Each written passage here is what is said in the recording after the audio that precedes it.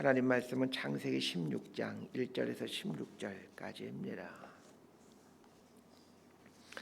창세기 16장 1절에서 16절까지 말씀 번갈아 가면서 읽습니다. 제가 먼저 읽겠습니다. 아브라함의 아내 사레는 출산하지 못하였고 그에게 한 여종이 있으니 애굽 사람이요 이름은 하갈이라. 사레가 아브라함에게 이르되 여호와께서 내 출산을 허락하지 아니하셨으니 원하건대 내 여종에게 들어가라. 내가 혹 그로 말미암아 자녀를 얻을까 하노라 하매 아브라함이 사레의 말을 들으니라. 아브라함의 아내 사레가 그 여종 애굽 사람 하갈을 데려다가 그 남편 아브라함에게 첩으로 준 때는 아브라함이 가나안 땅에 거주한 지 10년 후였더라. 아브라함이 하갈과 동침하였더니 하갈이 임신하매 그가 자기의 임신함을 알고 그의 여주인을 멸시한지라. 사레가 아브라함에게 이르되 내가 받는 모욕은 당신이 받아야 옳도다. 내가 나의 여종을 당신의 품에 두었거늘 그가 자기의 임신함을 알고 나를 멸시하니 당신과 나 사이에 여호와께서 판단하시길 원하노라. 아브라함이 사레에게 이르되 당신의 여종은 당신의 수중에 있으니 당신의 눈에 좋을 대로 그에게 행하라 하매 사레가 하갈을 학대하였더니 하갈이 사레 앞에서 도망하였더라. 여호와의 사자가 광야의 샘물 곁 곧 술길 샘 곁에서 그를 만나 이르되 사레의 여종 하갈아 내가 어디서 왔으며 어디로 가느냐. 그가 이르되 나는 내 여주인 사레를 피하여 도망하나이다. 여호와의 사자가 그에게 이르되 내 여주인에게로 돌아가서 그 수하에 복종하라. 여호와의 사자가 또 그에게 이르되 내가 내 씨를 크게 번성하여 그 수가 많아 셀 수 없게 하리라.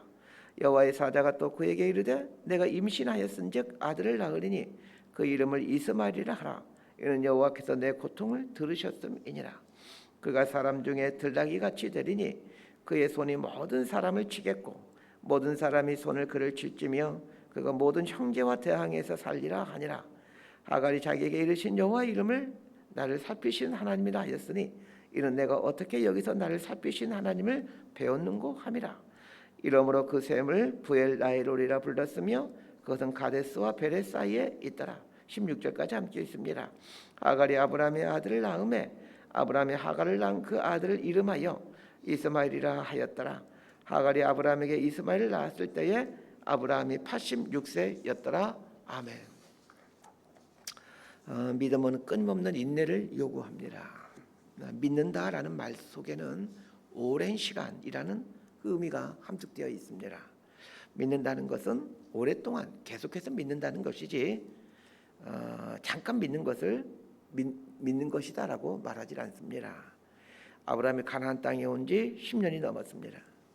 가나안 땅에 오게 된 그 갈대아 우르에 살던 아브라함이 그 머나먼 가나안 땅까지 오게 된 결정적인 이유 중에 하나는 자손이 많아지게 된다. 자식을 낳지 못하는 이 아브라함에게 네 자손이 많아지게 된다. 너는 네 자손들에게 아주 큰 인물이 될 것이다. 이런 하나님의 약속 때문이었습니다. 그런데 10년이 지나도 아기가 생기지 않는 것입니다. 20대나 30대에게 10년 동안 애가 안 생기는 것은 그래도 견딜만 하죠. 그러나 70대나 80대에게 있어서 아기를 준다고 했는데 10년 동안 아기가 생기지 않는다는 것은 이건 좀 다른 문제입니다. 아브라함이 85세가 될 때까지 애가 생기지 않자 아브라함과 사레는 이 자식을 주겠다라는 이 하나님의 약속에 대해 다각적인 해석을 하게 됩니다. 네 몸을 통해서 자식을 주겠다라는 말을 꼭 사례를 통해서 자식을 주겠다라는 그 말은 아니라고 생각하기 시작하는 것입니다. 아브라함을 통해서 애를 주겠다라는 거지 꼭 집어서 아브라함과 사례를 통해서 애를 주겠다라고 한 것은 아니지 않느냐 이렇게 생각하면서 하나님의 말씀에도 크게 벗어나지 않을 것 같은 범위 내에서 인간적인 가능성들을 찾아가게 됩니다.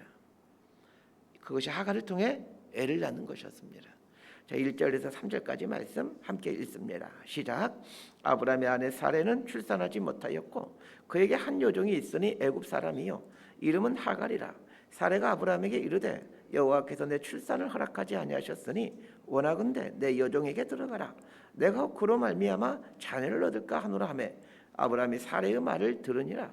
아브라함의 아내 사레가 그 여종 애굽 사람 하갈을 데려다가 그 남편 아브라함에게 첩으로 준 때는 아브라함이 가나안 땅에 거주한 지 10년 후였더라. 하갈은 사레의 몸종이었습니다. 당시 종을 통해 아기를 낳게 되면 그 아기도 주인 마님의 아이로 여기는 그런 풍습이 있었습니다. 그 대표적인 예가 야곱이 라헬과 레아를 통해서 그 아기를 낳게 되는데, 라헬과 레아가 그 애 낳기 경쟁을 하면서 자신의 몸종까지 동원하여 아기를 낳게 된 이야기가 창세기에 나오죠. 종이 애를 낳으면 그 종의 자식이 된 게 아니라 그 종의 주인 마님의 아기가 되는 것입니다. 이런 풍습이 있었기에 사례는 자신의 몸종인 하갈을 통해 아기를 낳고자 하는 것입니다. 사실 여자로서 자신의 종과 남편이 잠자리를 하게 하는 게 이게 아내로서 얼마나 자존심 상하는 일이겠습니까? 그럼에도 애를 낳아야 된다는 생각 때문에 자존심을 줬고 하갈을 통해 애를 낳고자 하는 것입니다. 하갈을 통해 아기를 낳자는 사례의 제안에 아브라함이 흔쾌히 승낙합니다. 우리는 이 모습을 통해서 중요한 한 가지 사실을 알게 됩니다. 우리가 믿음의 삶을 산다고 하지만 끊임없이 인간적이고 현실적인 방법을 모색한다라는 것입니다. 그러면서 스스로를 합리화시키죠. 하나님은 기적을 행하실 때도 있지만 대부분 현실적인 방법을 통해서 일하시지 않느냐 하면서 자기 합리화를 합니다. 자, 4절 말씀 함께 읽겠습니다. 시작. 아브라함이 하갈과 동침하였더니 하갈이 임신함에 그가 자기의 임신함을 알고 그의 여조인을 멸시한지라. 아브라함과 사레가 인간적인 방법을 선택합니다. 그래서 정말 하갈이 임신을 하는 것입니다. 어쩌면 아브라함과 사레는 그 임신하는 걸 보고는 맞아, 이거였어. 자식을 준다라는 것이 바로 이거였어. 이 방법을 통해서 아기를 주겠다라는 말씀이셨어. 우리가 왜 진작 몰랐을까? 그러면서 자신들이 선택한 것이 옳은 것이었다라고 생각했을 것입니다. 그리고 주변 사람들에게 간증했을 겁니다. 하나님께서 드디어 저희들에게 자식을 주셨어요. 하나님은 얼마나 신실하신 분이신지 모릅니다. 우리 부부가 자식을 위해서 오랫동안 기대해 왔는데 드디어 하나님께서 우리에게 기적적으로 은혜를 베풀어 주셨습니다. 할렐루야, 아멘. 이러면서 간증했을 거예요.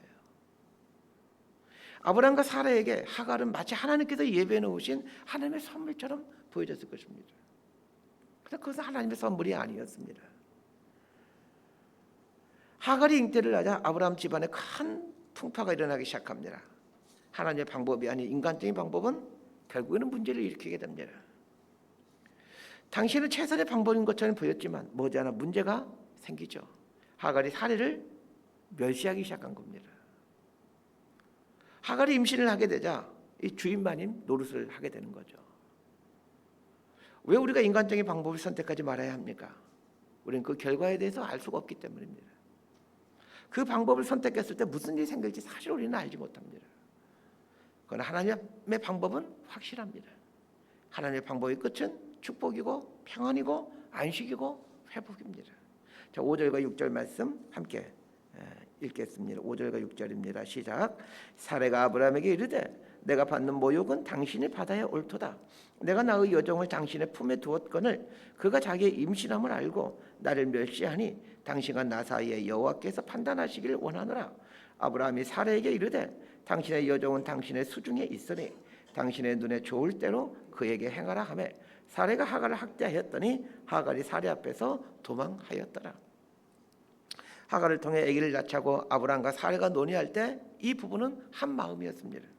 그런데 하갈이 임신하고 나서 하갈이 사레를 멸시하자 사레와 아브라함 사이에 다툼이 생깁니다. 사레와 하갈이 서로 다투게 되면서 이 아브라함의 집은 전쟁터가 됩니다. 결국 아브라함이 이 문제 해결에 나서게 되죠. 아브라함이 고민하다가 결국은 이 사레의 손을 들어줍니다. 그러자 사레는 기회를 놓칠세라 이 하갈을 쫓아내 버립니다. 하갈이 임신한 몸으로 쫓겨납니다. 하갈은 설마 이 지금까지 될 줄은 꿈에도 몰랐을 겁니다. 그 주인의 이 아기를 가졌는데 설마 쫓아내겠어? 이 생각했던 것 같습니다. 자, 그러면 하갈이 왜 쫓겨납니까? 주제 파악을 못했기 때문입니다. 인간이 언제 타락했습니까? 주제 파악을 못하게 되었을 때입니다. 아담과 하와가 선악과를 따먹자 인간은 타락하게 됩니다. 선악과는 주제 파악하는 것이라고 창세기 앞부분 설교할 때 말씀드렸죠. 선악과란 하나님의 입장에서 보면 이런 겁니다. 나는 하나님이고 너희들은 피조물이다. 그러니 너희들은 너 하나님의 피조물이라는 걸 인정하고 기억하라. 이게 선악과입니다. 이 선악과를 따먹었다라는 말의 뜻은 이런 뜻입니다. 난 하나님이 되고 싶어요. 왜 하하가 선악과를 따먹게 됩니까? 선악과를 따먹으면 하나님처럼 된다라는 사탄의 말을 믿었기 때문입니다. 하나님처럼 되고 싶었기 때문에 선악과를 따먹게 되는 거죠. 사람은 하나님이 될 수가 없습니다.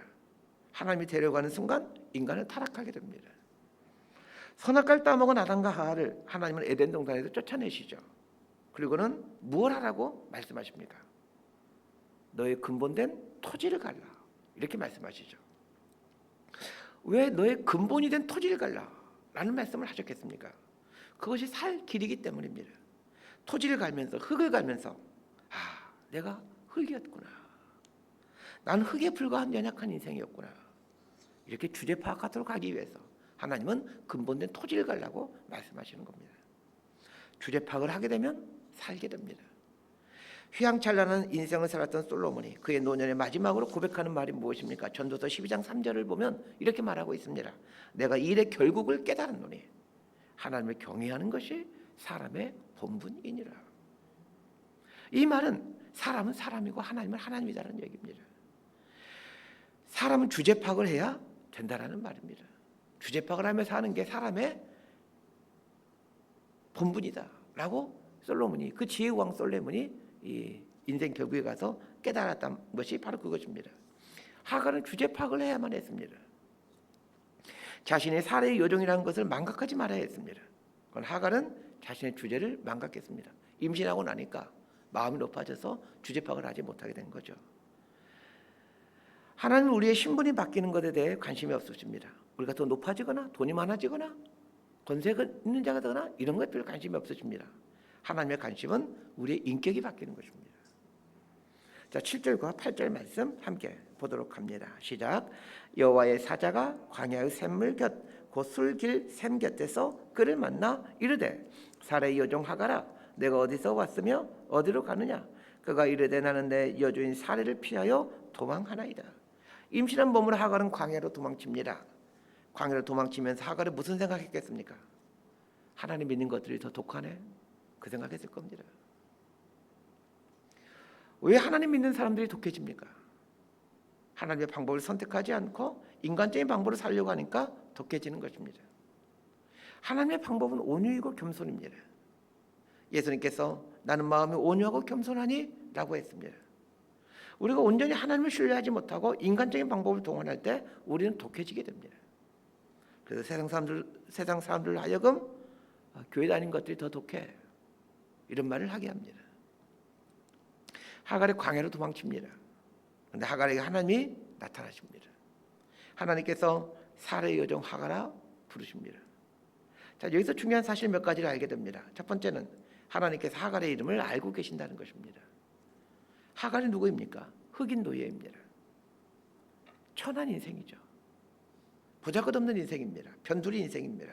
그런데 하나님이 그 하갈의 이름을 아신다는 것입니다. 하나님이 모를 만큼 이 땅에 천한 사람은 없습니다. 하나님께서 저와 여러분의 이름을 알고 계십니다. 아줌마에 불과한 여러분의 이름을 알고 계십니다. 밥하고 빨래하고 청소하는데 대부분의 시간을 보내는 여러분의 이름을 알고 계십니다. 이름을 안다라는 말은 과거를 안다라는 말이고 지난 인생의 사연들을 알고 계신다라는 말입니다. 하나님은 우리의 지난 인생의 사연을 알고 계십니다. 예수님께서 수가성에서 남편이 5이나 있었던 여인의 사연을 알고 계셨습니다. 네가 남편이 5 있었으나 지금 있는 자는 내 남편이 아니니 네 말이 참되도다. 그렇게 말씀하시죠. 수가성 여인의 인생 사연을 알고 계신다는 말입니다. 어찌 보면 하갈은 아브라함과 사레의 불신앙의 피해자입니다. 아브라함과 사레가 하나님을 신뢰하지 못하고 인간적인 방법을 사용함으로 이 하갈의 비극이 시작되는 것입니다.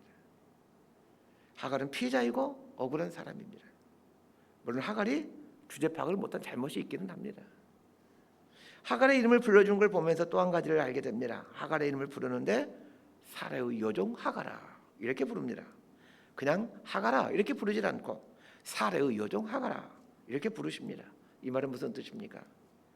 주제 파악을 하라라는 말입니다. 너는 살해의 요종이다라는 말입니다.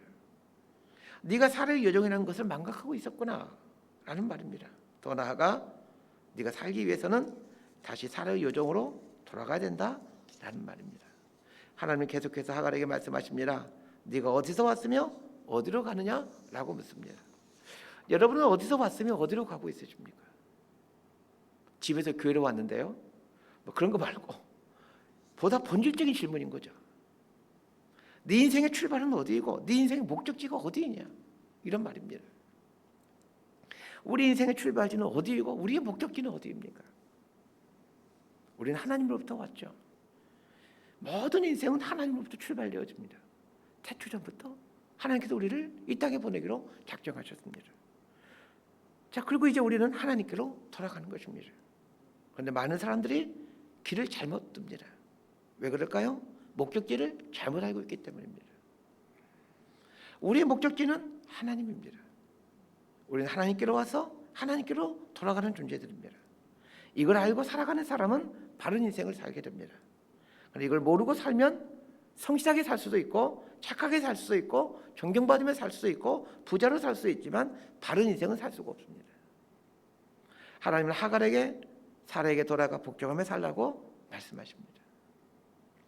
자, 10절에서 12절까지 말씀 함께 봅시다. 시작. 여호와의 사자가 또 그에게 이르되 내가 내 씨를 크게 번성하여 그 수가 많아 셀 수 없게 하리라. 여호와의 사자가 또 그에게 이르되 내가 임신하였은즉 아들을 낳으리니 그 이름을 이스마엘이라 하라. 이는 여호와께서 내 고통을 들으셨음이니라. 그가 사람 중에 들나귀 같이 되리니 그의 손이 모든 사람을 치겠고 모든 사람의 손이 그를 칠지며 그가 모든 형제와 대항해서 살리라 하니라. 하나님께서 하갈을 축복하십니다. 네 자손으로 크게 번성하여 그 수가 많아 셀 수 없게 하리라 약속하십니다. 이 하갈의 몸에서 태어난 자식이 이스마엘입니다. 하나님께서 이스마엘을 번성케 하는 복을 주십니다. 하나님께서 이스마엘에게 복을 주셨기에 정말로 이스마엘의 후손은 번창하게 됩니다. 이스마엘의 후손이 지금의 아랍 사람들입니다. 그럼 왜 하나님은 하갈과 그 아들 이렇게 축복하시는 것일까요? 아브라함 때문이죠. 하나님은 아브라함에게 복을 주셨습니다. 네 이름을 창대하게 하겠다.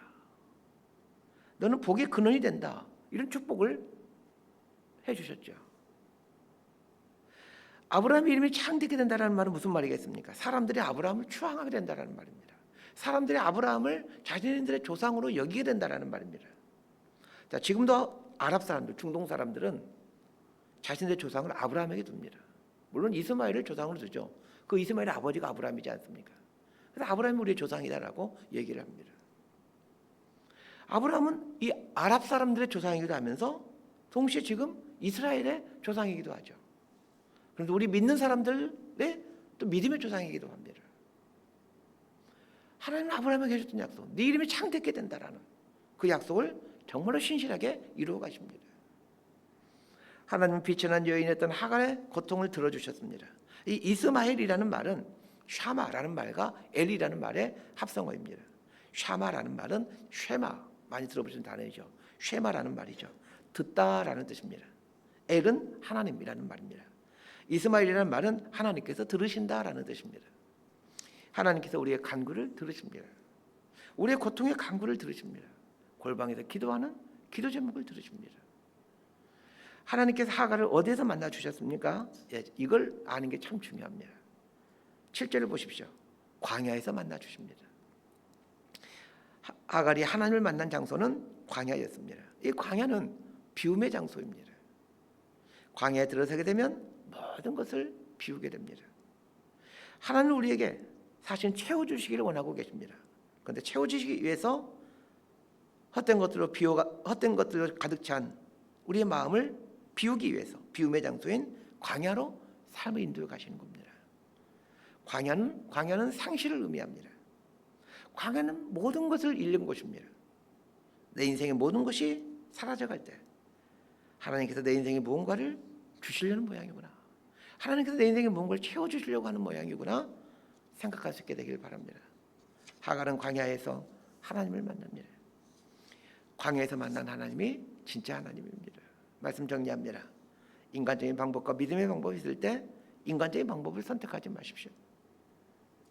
앞이 보이지 않지만 눈 딱 감고 믿음의 방법을 선택해 보십시오. 인간적인 방법은 꼭 나중에 가서 문제를 일으킨다는 것을 기억하십시오. 두 번째 기억해야 될 것이 있습니다. 주제 파악을 하는 것입니다. 우리는 하나님의 피조물입니다. 하나님께로 와서 하나님께로 돌아가야 되는 나그네입니다. 하나님 앞에 돌아가야 된다는 것을 기억하십시오. 하나님은 때로는 우리 인생을 올바른 길로 인도하기 위해 광야로 인도하실 때가 있습니다. 아무것도 없는 곳에서 모든 것 대신은 하나님을 만날 수 있는 곳이 광야이기 때문입니다. 광야에 서 있을 때는 하나님께 부르짖고 또 부르짖으십시오. 하나님은 들으시는 하나님이십니다. 하갈이 아브라함의 집에서 먹고 살만할 때 하나님은 하갈을 만나주지 않으셨습니다. 임신한 몸으로 도망가야 되는 그 광야길에 서 있게 될 때, 정말 앞이 캄캄할 때 하나님은 하갈을 만나주셨습니다. 우리의 인생 가운데도 하나님을 만나게 되는 복이 있게 되기를 진심으로 소망하고 축복합니다. 기도하겠습니다. 하나님 아버지, 인생 문제 앞에 직면할 때마다 인간적인 방법과 믿음의 방법 사이에서 갈등하며 살아가고 있습니다.